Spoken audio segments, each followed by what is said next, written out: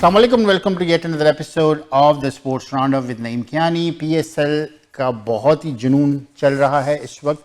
जैसे कि हमने प्रेडिक्ट किया था, कराची और लाहौर की टीमें जो है इस वक्त सबसे पीछे हैं, और हमारे पास जो दूसरी टीम्स हैं जिसमें मुल्तान सुल्तान, इस्लामाबाद यूनाइटेड, क्वेटा ग्लैडिएटर और Peshawar Zalmi, they are heading on the chart और काफ़ी अच्छे गेम्स हो रहे हैं। लेकिन जब कराची और लाहौर के गेम्स हमें देखने को मिलते हैं तो थोड़ा सा वन साइडेड देखने को मिल रहा है। आज जो पिछले दो गेम्स हमारे साथ हुए हैं, आज हमारे साथ पैनलिस्ट पे हैं शाहिद भाई, हारून भाई और हिबा। कुछ अपनी ज़ाती मसरूफियात की वजह से आज नहीं आ पाए, तो आज हमारे साथ है पैनलिस्ट पे शाहिद भाई। शाहिद भाई अस्सलाम वालेकुम। वालेकुम सलाम सर, क्या हाल है? सर कैसे हैं आप, कैसी तबीयत है? अल्हम्दुलिल्लाह अल्हम्दुलिल्लाह, सब खैर खैरियत। आप सुनाए, सब खैरियत है? अल्लाह का शुक्र। अच्छा सर जी, ये कराची लाहौर जो हमने प्रेडिक्ट किया था एक्चुअली यही हो रहा है, और वो चार्ट के बिल्कुल नीचे जो है दोनों टीम्स हैं। क्या कहते हैं, कोई चांस लग रहा है? लाहौर का तो हमें समझ आ रहा है कि बिल्कुल चांस नहीं है। कराची का कोई चांस है अगर ये टीम हार जाए और वो टीम जीत जाए, और इस तरह से कोई तिगरम लग सकती है उसमें? कुछ ना कुछ तो लग सकता है, लेकिन बहुत highly unlikely. They are almost done and dusted. उनके पास इस वक्त आप ये देखें, उनके कैरन पोलार्ड भी छोड़ के चले गए हैं उनकी टीम को, which was kind of a very strong pillar for them. वो क्लास से उनका पूरा मिडिल ऑर्डर चला रहे थे, प्लस उनकी बॉलिंग का उनको बहुत इफेक्ट पड़ेगा। बिल्कुल। तो मेरे ख्याल में कराची के लिए इस वक्त बहुत मुश्किल है वापस आना, क्योंकि एक तो उनकी कोई बैटिंग लाइन में कोई परफॉर्म नहीं कर पा रहा। Shan Masood is not performing up to a mark, ठीक है ना। उनके लिए शोएब मलिक भी बस एवरेज इनिंग्स खेल रहे हैं। तो मेरे ख्याल में उनके लिए बहुत बड़ी प्रॉब्लम होगी। या एक लिहाज से आप समझें कि they are done and dusted. मेरा नहीं ख्याल कि वो इतना रिकवर कर पाएंगे। और ऐसा उन्होंने परफॉर्मेंस भी ऐसी नहीं दिखाई है कि जिसकी वजह से आप उनसे कह सकें कि दे कैन कम बैक। उनकी बॉलिंग भी अगर आप देखें तो सवाए एक दो बॉलर्स के और एक सेशंस के, उनकी परफॉर्मेंस को आप सेशंस में डिवाइड कर सकते हैं कि किस सेशन में उन्होंने अच्छा खेला। ओवरऑल मैच को तो आप छोड़ दें, मैच तो उन्होंने अच्छे खेले ही नहीं, ठीक है ना। तो उसमें फिर मुझे बहुत मुश्किल लग रहा है कि वो वापस आ सकते हैं। ऑल्दो मेरी टीम थी कराची, हमारा शहर, आपको तो पता है, हम लोग तो कराची के बड़े फैन हैं, लेकिन unfortunately I don't see them coming on top at any point. तो उनका ग्राउंड्स पे खेलने का मसला है, या उनका टीम इटसेल्फ जब ग्राउंड में उतरती है तो वो आपको देख रहे हैं कि उसमें मसला है? मतलब एक्चुअली जो उनका बेस इशू है क्या? क्योंकि शोएब मलिक को हमने देखा, वो परफॉर्म कर रहे हैं even though he is not performing at that mark. जो आजकल की जो रिसेंट हमने मैचेस देखें, जो स्पेसिफिकली जो मुल्तान सुल्तान और कराची किंग्स का जो गेम था, उसमें शोएब मलिक ने सिर्फ 38 बनाए out of 28। He could have done much much much better. और Shan Masood was on 36। Other than that nobody scored.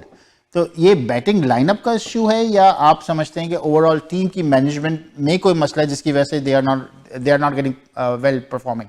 Karachi से ही हम बिलोंग करते हैं, तो हमारे लिए कराची का ऐसे परफॉर्म करना बड़ा डिसहार्टनिंग होता है। लेकिन हैविंग सेड दैट, देखिए हम लोग एज ए क्रिकेटर ये भी समझते हैं कि टीम एक प्लेयर से नहीं चलती, ठीक है। देयर आर 11 प्लेयर्स जो कि पूरी टीम चलाते हैं, और उसमें जो सबसे अहम पार्ट होता है वो होता है कैप्टन का, ठीक है। कि वो अपनी रिसोर्सेज को कैसे यूज करता है, उसकी जो स्किल्स सेट उसके पास मौजूद है वो उसको यूटिलाइज कैसे करता है, और सबसे अहम बात वो खुद कैसे परफॉर्म करता है, ठीक है। अगर आप बाकी टीमों को देखें तो उसमें हर एक टीम का कैप्टन जो है वो एक बहुत अहम रोल प्ले कर रहा है। अगर आप मुल्तान सुल्तान को देखें तो रिजवान इज परफॉर्मिंग एक्सीलेंट, ठीक है। बाबर भी हमेशा अच्छा परफॉर्म, चले आज वो रन आउट हो गए, लेकिन आप उनकी ओवरऑल परफॉर्मेंस देखें तो उन्होंने हर मैच में लीडिंग, जिसको कहते हैं लीड फ्रॉम फ्रंट किया है, ठीक है। इसी तरह से इस्लामाबाद में अगर आप शादाब को देखें तो उन्होंने आज कितनी अच्छी इनिंग खेली है। तो कहने का मेरा मतलब ये है कि हमेशा एक 11 की एक कॉम्बिनेशन होती है जो टीम को चलाती है, और उसमें जो सबसे अहम पार्ट होता है वो कैप्टन का होता है। अनफॉर्चुनेटली शान मसूद, मेरा नहीं ख्याल कि वो इस लेवल के हैं कि उनको कप्तानी दी जाए, उनको सिर्फ ओपनर ही रखा जाए। और जैसा कि हम लास्ट प्रोग्राम में भी बात कर रहे थे, समहाउ उनके बैक ऑफ माइंड उनका ये है कि मुझे शीट एंकर करना है अपनी टीम को, ठीक है। But he doesn't have that quality. उनके पास अभी वो क्वालिटी नहीं है कि जहां वो पूरी टीम को साथ लेके चले। उनको सबसे पहले ये और करना चाहिए कि मैं पावर प्ले को कैसे यूटिलाइज करूं, ठीक है।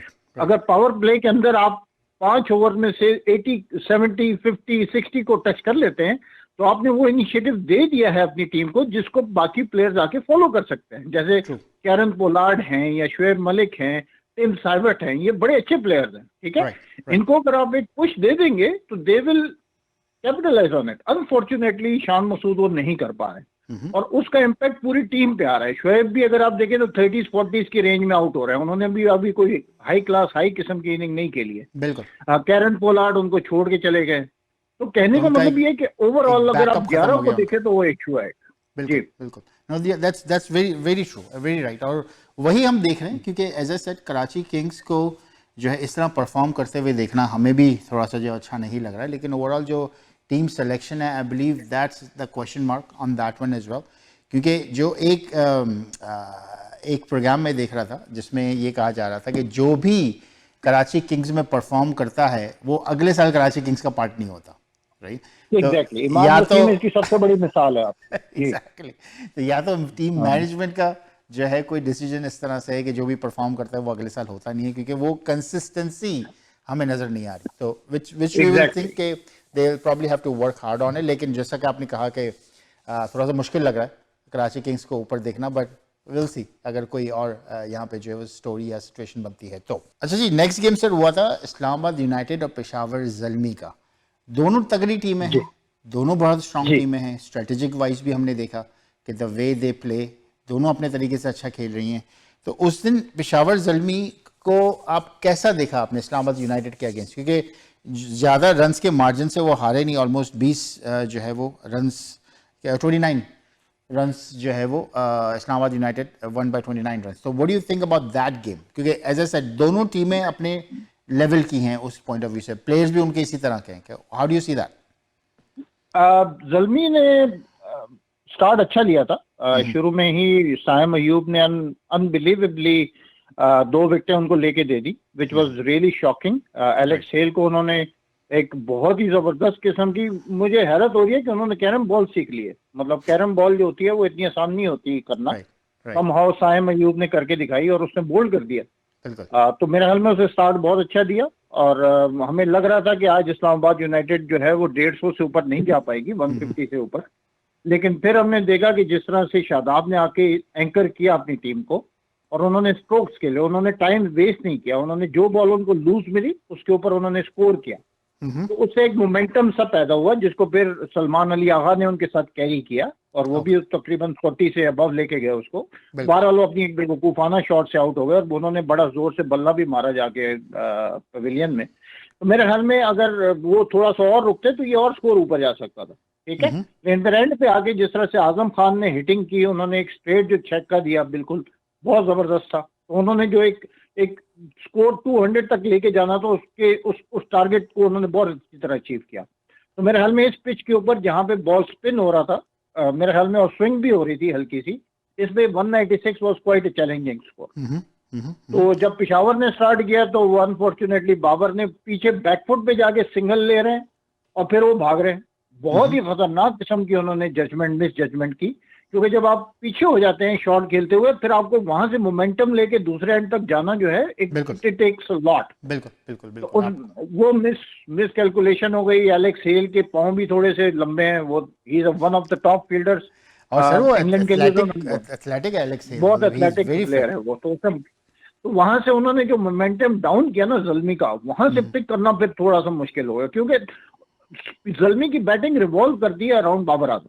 But Aamir Jamal played very well, right? वो Absolutely. आज उन्होंने दिखाया कि वो उनमें कितना टैलेंट है। जो बात मुझे समझ नहीं आई वो ये नहीं समझ आई कि why is he playing at number 6 and 7?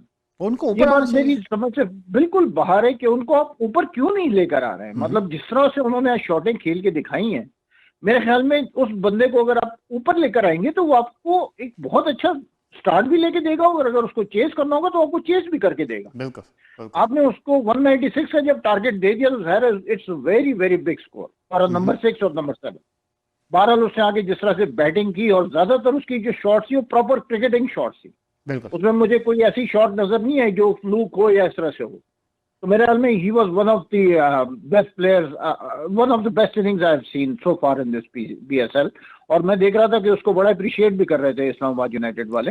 Naseem Shah, हाँ, इस्लामाबाद ने की तरफ से अगर आप देखें तो नसीम शाह ने आज बहुत अच्छी बॉलिंग की। उनकी बॉलिंग में स्विंग भी नजर आ रही थी, उनकी बॉलिंग में स्विंग भी नजर आ रही थी, उनकी बॉलिंग में पेस भी नजर आ रही थी और बाउंस भी दिख रहा था। जिस तरह से उन्होंने साइम अयूब को आउट किया, बिल्कुल क्रैम्प किया उन्होंने। कोई रूम नहीं दिया, तो वो इतना ज्यादा मतलब प्रेशर में खेल रहे थे साइम अयूब कि उनको उनसे सीधा स्ट्रेट बैट भी नहीं खेला जा रहा था। बिल्कुल। तो उसको उन्होंने कैच किया। उसके बाद हुनैन शाह उनके जो भाई हैं उन्होंने बहुत अच्छी 2 विकेटें ली। पावल is one of the biggest hitters of Zalmi, उसकी विकेट उन्होंने ली। तो एक ओवर में जब आप 2 ऐसे खिलाड़ियों को आउट कर देते हैं तो it's very difficult to come back. बहरहाल आमिर जमाल की effort was very nice, I really liked his inning.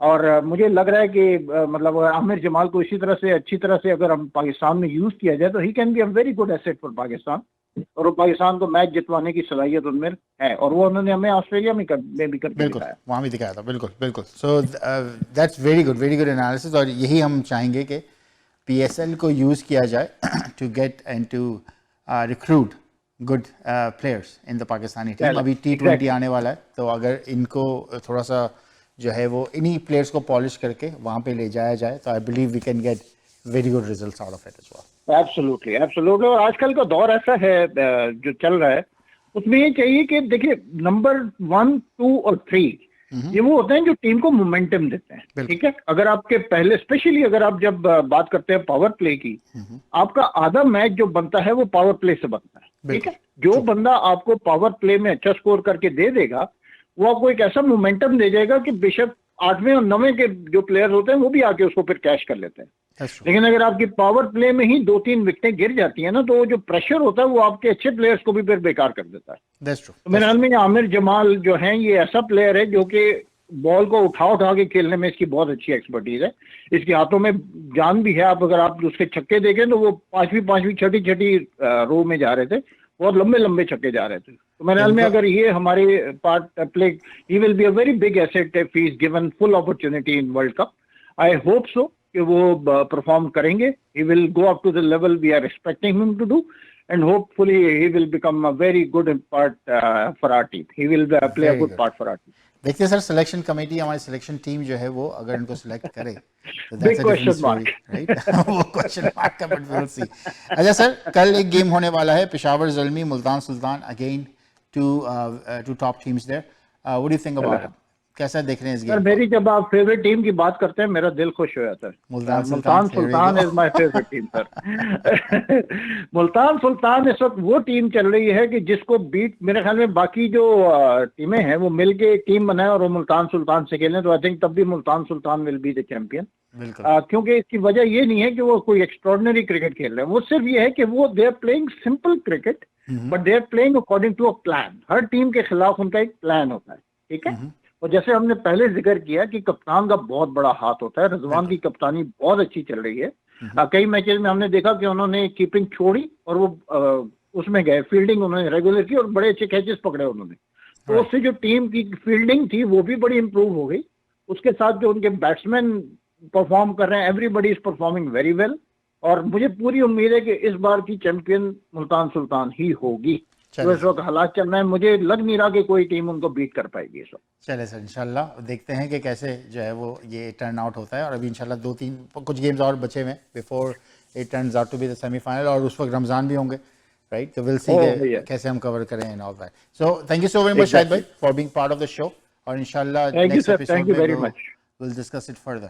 So this was it folks. आज हमने शाहिद भाई एज अ पैनलिस्ट से जिक्र किया regarding all the matches which has been happened last 2 days. Saturday को जो है वो बारिश हो गई थी तो उस वजह से मैच जो है वो रुक गया था, और लाहौर कलंदर्स को 1 पॉइंट मिला ताकि जो है वो एटलीस्ट पॉइंट्स टेबल पे कोई पॉइंट्स स्कोर कर सके. So again thank you so very much. इंशाल्लाह will see you in the other episode with the full panel, and we'll discuss further games of PSL as well.